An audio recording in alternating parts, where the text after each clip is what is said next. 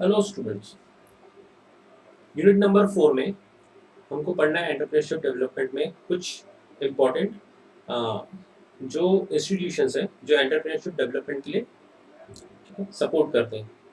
तो उसमें अभी हमको पढ़ना है नाबार्ड के बारे में, national bank for agriculture and rural development.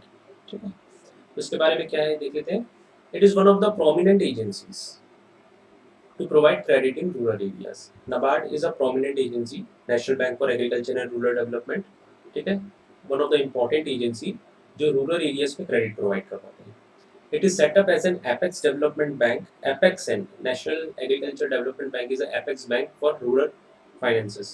It is set up as an apex development bank with a mandate for facilitating credit flow for promotion and development of agriculture, small business industries, cottage and village industries, handicraft and rural crafts.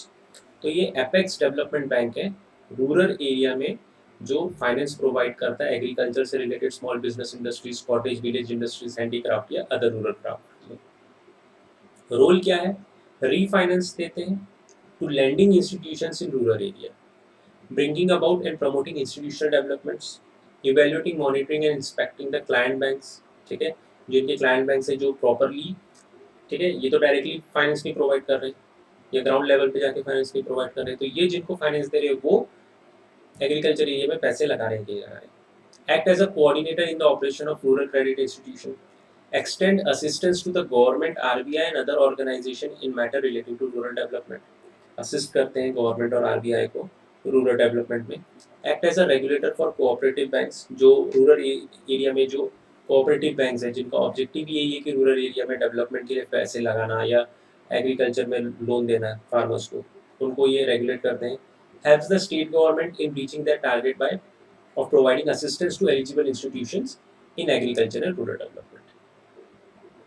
कुछ एक important आप MCQs जो पूछा जा सकता है वो ये है कि when was NABARD establish.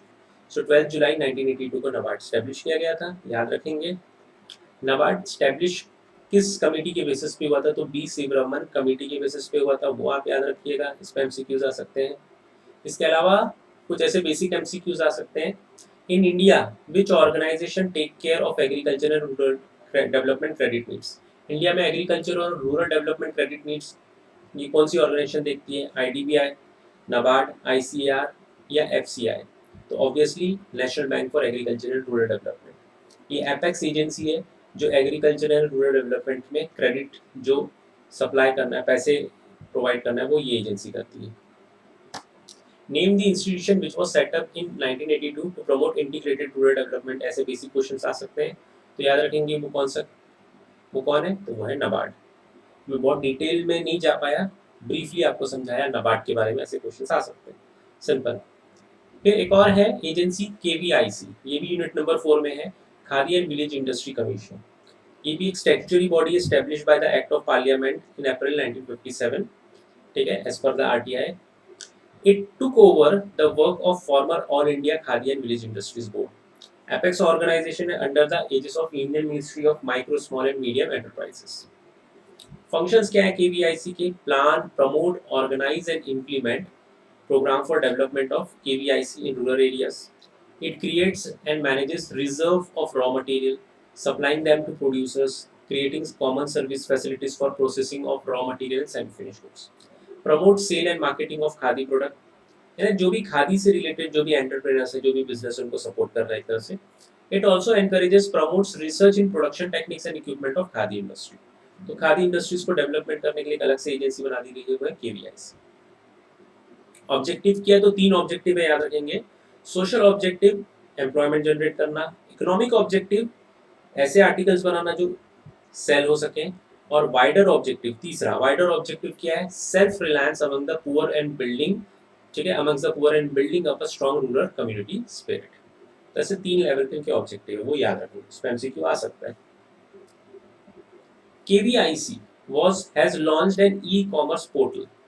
What other agreement has it entered into? Agreement with Raymond to promote khadi as a fashion garment in India and abroad. Agreement with Siaram to promote khadi as a fashion garments in India and abroad. Agreement with Mafatlal to promote khadi as a fashion agreement in India and abroad. और या none of the above. तो इसका correct answer है इन्होंने Raymond के साथ agreement किया हुआ है।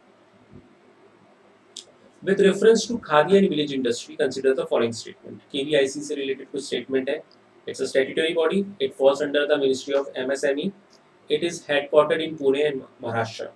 Select the correct statement. 1 and 2, 2 and 3, 1 and 3 या all of the above. तो इसका correct answer है 1 and 2. Statutory body and it comes under the Ministry of MSME.